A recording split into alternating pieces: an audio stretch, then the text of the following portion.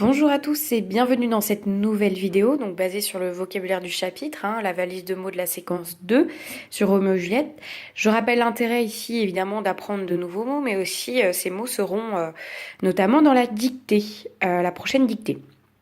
Alors on commence directement avec la première question sur le vocabulaire du théâtre. Donc théâtre, ce mot vient du grec théatron qui désigne très exactement le lieu où l'on regarde. Pourquoi est-ce que le théâtre est le lieu de tous les regards? Justifie. Alors là, donc toutes les réponses pouvaient être plus ou moins bonnes, plus ou moins correspondantes à la question. On a déjà vu un petit peu la question de la mise en scène. Voilà. Le théâtre, c'est avant tout de la mise en scène avant même d'être un texte. À l'époque, on pouvait même jouer avant d'écrire le texte. C'est ce qui se passe pour Shakespeare. Ce sont des hommes qui ont en fait suivi la pièce et qui ont retranscrit les paroles. Donc voilà pour une réponse plus ou moins écrite. Au théâtre, tout est une question de regard. Le spectateur regarde les comédiens jouer leur pièce, mais regarde également les autres spectateurs regarder la pièce pour voir les diverses réactions. Au cinéma, nous ne pouvons avoir ce triple jeu de regard.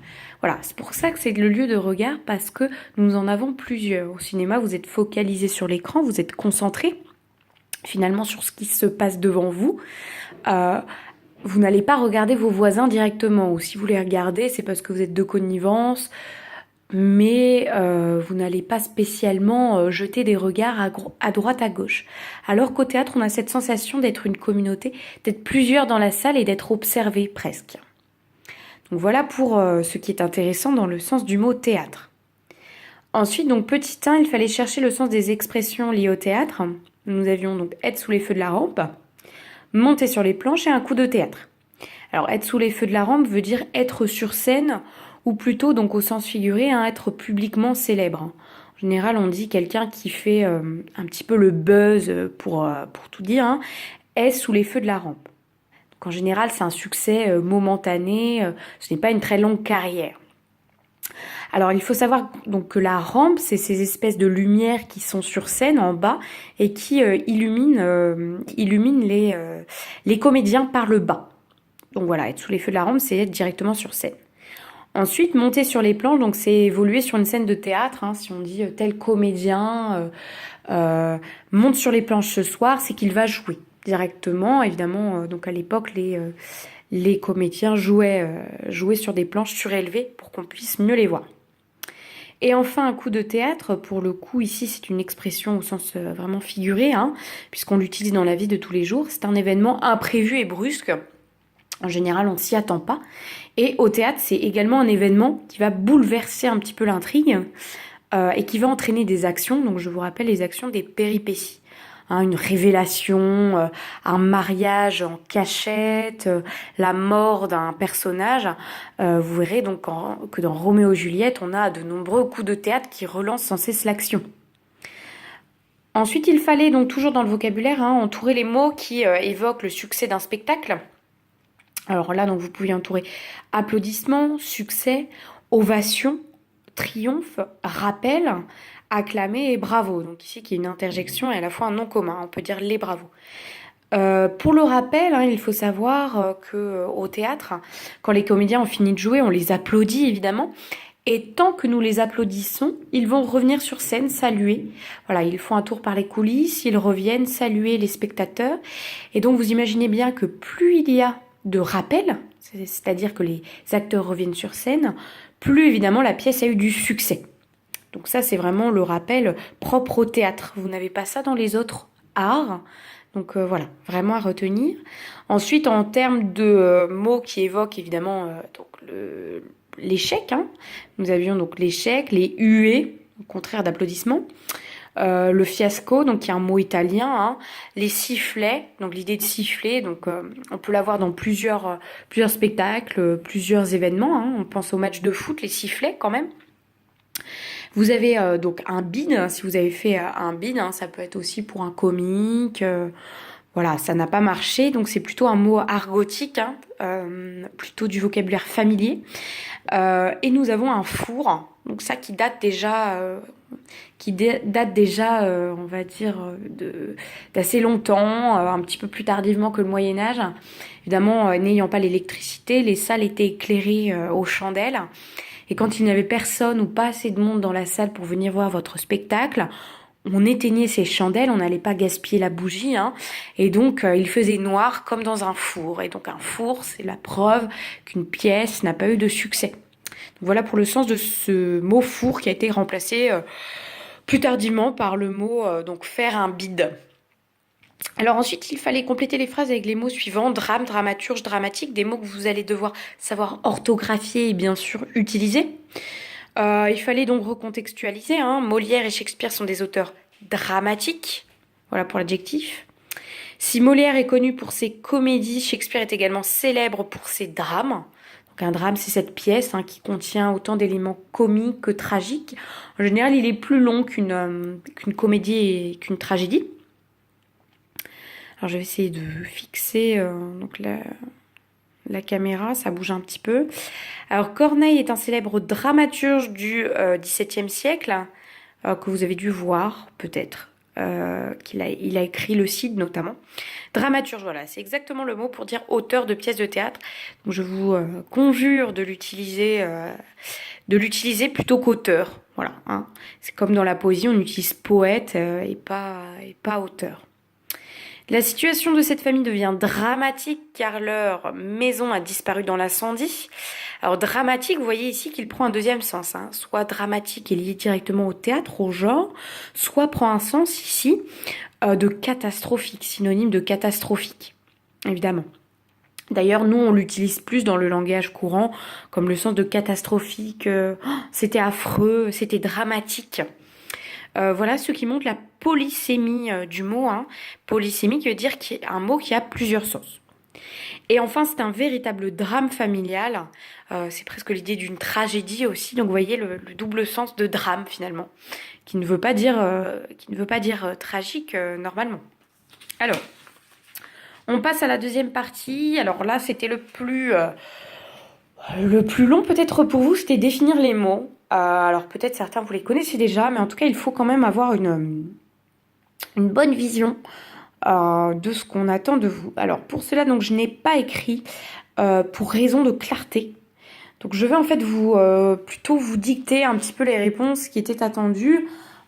Surtout si vous avez à peu près le même sens, n'hésitez pas à garder votre définition.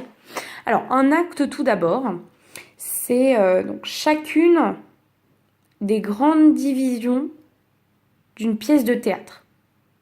Chacune des grandes divisions d'une pièce de théâtre. N'hésitez pas donc à faire pause sur la vidéo pour pouvoir recopier. C'est-à-dire que c'est la structure d'une pièce de théâtre, vous l'avez remarqué, acte 1er, acte 2, acte 3. Voilà, c'est des grandes divisions d'une pièce. Voilà pour le mot acte. Nous allons passer au mot scène. C'est la partie d'un théâtre où jouent les acteurs, c'est le premier sens du mot scène, lié directement à la mise en scène. Un acteur joue sur une scène, un comique joue sur une scène. Donc la partie d'un théâtre où jouent les acteurs. Il faut ajouter un deuxième sens, voilà, j'attendais deux sens pour la scène, donc vous pouvez faire un petit signe pour séparer les deux définitions. C'est également une partie d'un acte. Une partie d'un acte. Voilà, acte et scène sont les principales, on va dire, divisions d'une pièce de théâtre. Vous l'avez expérimenté quand je vous ai demandé le travail sur un passage aimé et détesté. Vous avez dû m'indiquer l'acte et la scène. Donc c'est une partie d'un acte. Alors ensuite, didascalie, qu'on a déjà vu ensemble, mais il faut être sûr de connaître ce mot, puisqu'il fait partie finalement du texte aussi. Là, on est vraiment dans le texte. Didascalie, alors vous notez, c'est l'indication de jeu dans une œuvre théâtrale. Indication de jeu dans une œuvre théâtrale. Elles sont souvent en italique, voire quasiment toujours, c'est une règle dans l'écriture. Elles sont souvent écrites en italique, c'est-à-dire le caractère un petit peu penché pour montrer qu'on ne lit pas. S'il y a marqué Jacques sort, l'acteur sort. C'est une indication de jeu. Il ne va pas dire il sort.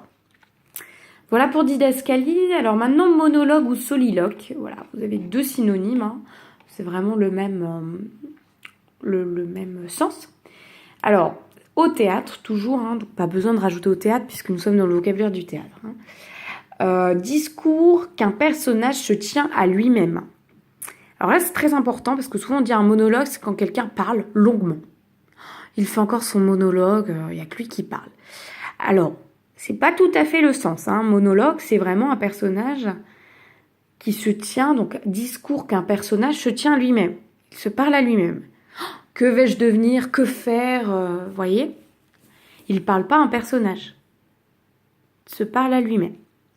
Au contraire, dialogue, c'est pour ça que je les ai mis à côté, c'est l'ensemble des paroles qu'échangent les personnages. Ensemble des paroles qu'échangent les personnages d'une pièce, d'un film.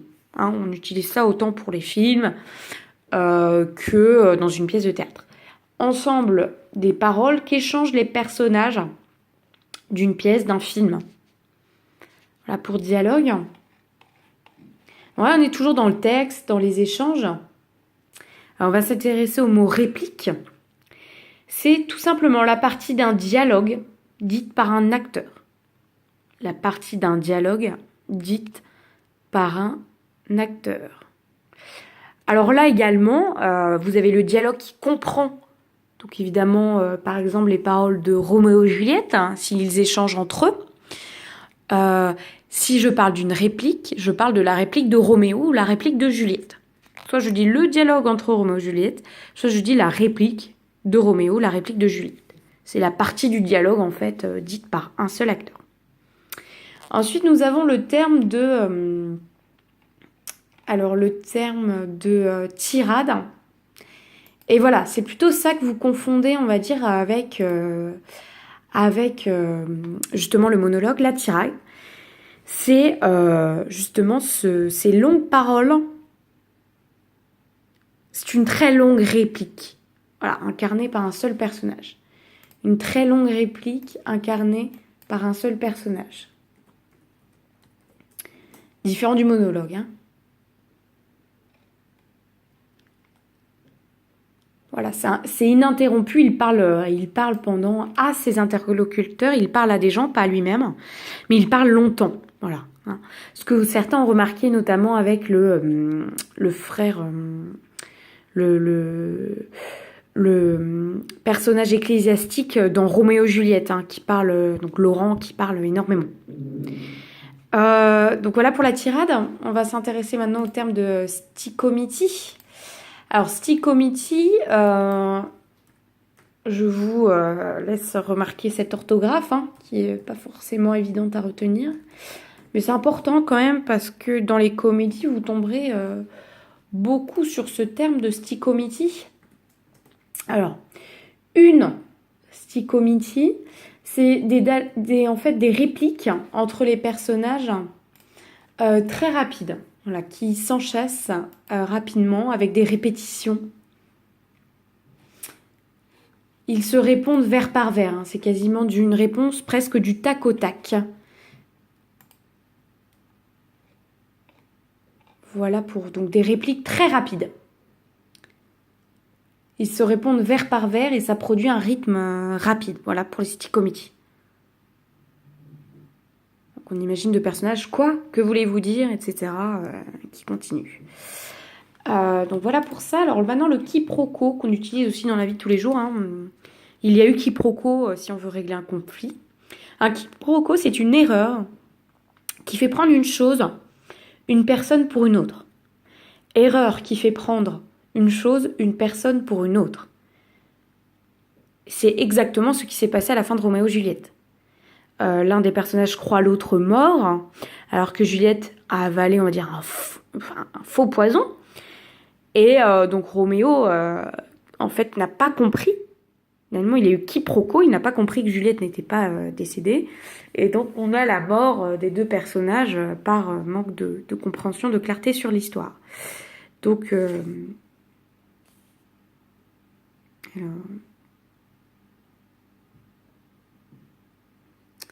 donc on a cette idée, je répète, une erreur qui fait prendre une chose, une personne pour une autre.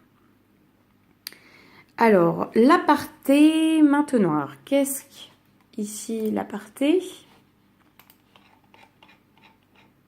Alors, c'est justement encore une fois une question de parole dans l'aparté au théâtre. Hein. C'est pour ça qu'il faut vraiment distinguer tirade, monologue, réplique. Alors, aparté, c'est un acteur qui se parle à lui-même, mais en fait, le public comprend évidemment ce qu'il dit. Voilà, il se met un petit peu à part de scène et les spectateurs ne peuvent pas entendre ce qu'il se dit. Voilà, il se dit oh, « mais que vais-je faire? Quel traître ?» Les acteurs n'entendent pas, hein, c'est un jeu de théâtre, alors qu'ils sont sur scène en même temps que lui, alors que le monologue, le personnage est seul. Et évidemment, donc les acteurs feintent de pas entendre ce qu'il dit et le public peut comprendre donc les intentions d'un personnage. Alors exposition, nous l'avons déjà vu, donc on a même une définition dans le cours. Hein.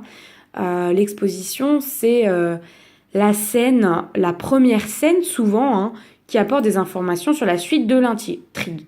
Voilà, la scène d'exposition au théâtre apporte des informations sur la suite de l'intrigue, personnage, lieu, thématique.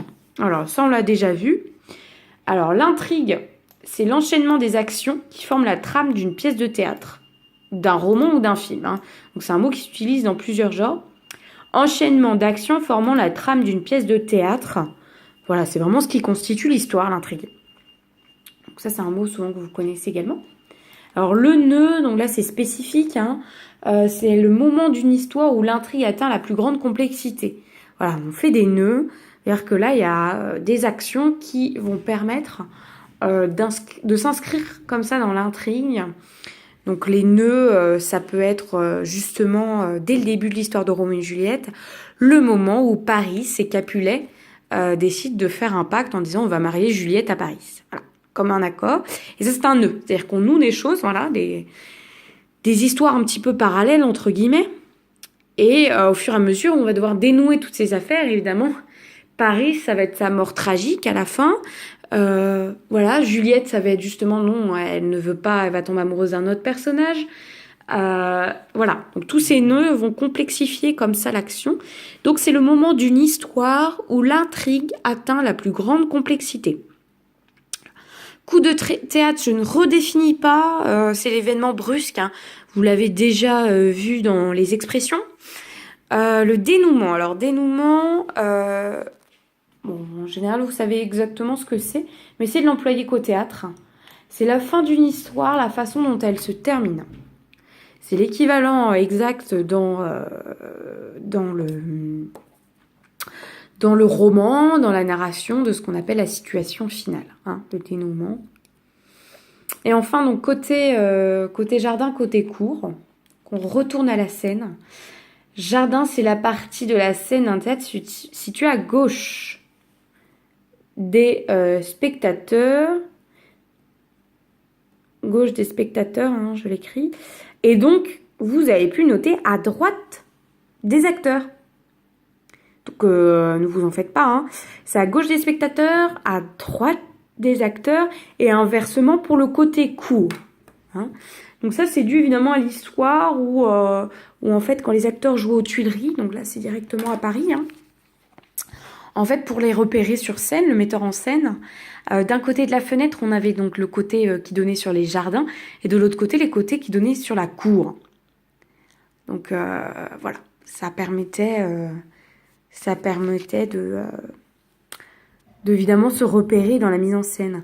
Alors pour vous aider, parce que c'est vrai qu'on retient rarement quand même, côté jardin, côté cour, voilà, il y a on va dire une petite technique pour retenir, hein. C'est, alors, voilà, jardin c'est C, c'est J, excusez-moi, et cour c'est C1, donc ça fait JC, et J donc côté gauche des spectateurs, et C côté droit des spectateurs. Donc vous retenez Jésus-Christ, hein, et vous aurez côté cour, côté jardin. Voilà, un petit moyen mémotechnique. Alors je ne reviens pas sur le registre tragique, je vous ajoute uniquement qu'il faut le retenir par cœur, donc petit signalétique, symbole pour dire qu'il faut savoir par cœur. Et là, vous avez les techniques que vous avez dû normalement repérer lors de la lecture. Le niveau de langage soutenu. Certains m'ont parlé hein, de l'incompréhension de certains textes, le vocabulaire compliqué, en effet.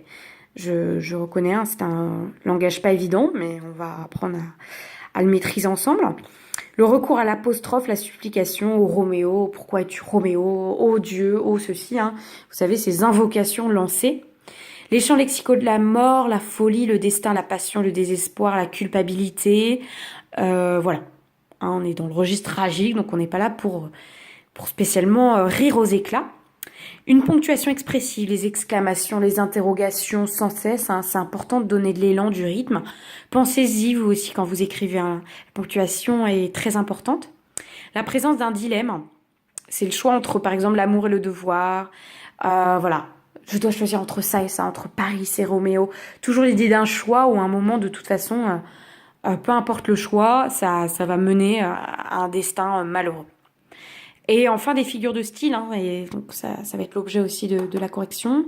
Figures de style, d'opposition, d'amplification, et puis souvent on a un dénouement quand même malheureux. Hein. C'est le but d'une tragédie. On passe rapidement au vocabulaire hein, du tragique, de la passion. Voilà, je vous mettais l'étymologie de pâtior, qui veut dire souffrir, on l'oublie trop souvent, hein, la passion, c'est ce qui fait souffrir. Voilà, vous apprendrez qu'aimer fait souffrir. Donc il fallait justifier les mots. Hein. Donc passion, c'est ceux qui souffrent.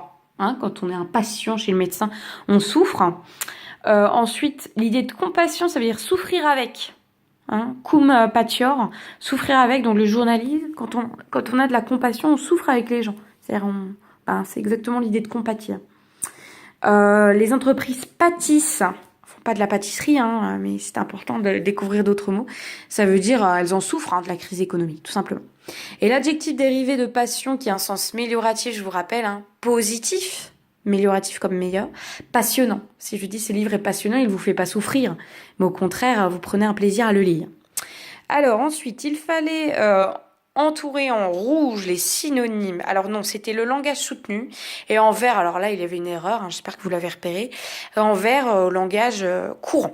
Donc j'ai entouré uniquement en rouge, mais vous avez compris, le reste en blanc fait partie du langage courant. Alors le langage soutenu, on a le courroux quand même, hein, c'est pas un mot qu'on utilise tous les jours. Lire, alors ça c'est vraiment peut-être un mot que vous découvrez, mais vraiment synonyme de colère. Donc important quand même à retenir. L'exaspération. En général, c'est pas le premier mot qu'on emploie. Hein. Le transport. Voilà, on est sur encore un mot polysémique. Si j'ai du transport, j'ai de la colère. Et furie, hein, qui est plus soutenu que fureur. Et les restes, évidemment, font partie du langage courant qu'on peut utiliser tous les jours. J'ai un ressentiment, la révolte, l'emportement, la fureur, la rage. Ensuite, on avait le mot fatalité qui va être un mot qui va vraiment nous suivre pendant tout ce chapitre, hein, qui vient du fatum latin, le destin. Donc voilà, les mots étaient, il n'a pas maîtrisé sa vitesse et cette erreur lui a été fatale. N'oubliez pas le E, c'est cette erreur qui lui a été. Hein. Ensuite, l'équipe était insuffisamment entraînée, la victoire de l'adversaire devait fatalement arriver. Ici, vous avez l'adverbe. La date fatidique de l'examen se rapproche dangereusement. Fatidique, un autre adjectif dérivé de fatal. On a fatal le premier adjectif, fatidique un second adjectif. Ensuite, il fallait entourer les adjectifs suivants selon qu'ils sont synonymes ou antonymes. Donc voilà, j'ai entouré que les synonymes, vous comprendrez les antonymes. Hein. Alors fatidique qu'on avait déjà, funeste, hein, implacable, c'est-à-dire voilà. Qui ne va pas changer d'avis. Immanquable, inéluctable, inexorable, mortel, inévitable. Vous aurez compris que ces mots, si je vous demandais la formation, on a un préfixe en IM ou en IN qui montre l'opposition. Donc retenez ça, que le préfixe IN, IM, voilà, je peux avoir éluctable comme mot, je peux avoir manquable, je peux avoir évitable, mais dès que je rajoute à ce radical IN ou IM, je suis dans l'opposition. Hein. Vous avez tout simplement le mot, par exemple, immortel, mortel qui peut mourir, immortel qui ne peut pas mourir. C'est une négation. Les figures de style, je vous ai indiqué leur définition. Alors, l'antithèse. On rapproche deux idées contraires, donc je dézoome, hein, on rapproche deux idées contraires pour leur donner plus de valeur. On verra après avec des exemples. Le chiasme, c'est inverser l'ordre des termes ou des mots de manière à mettre les mots en parallèle, sous un schéma ABBA. On verra également un exemple pour que ce soit plus clair. Hein.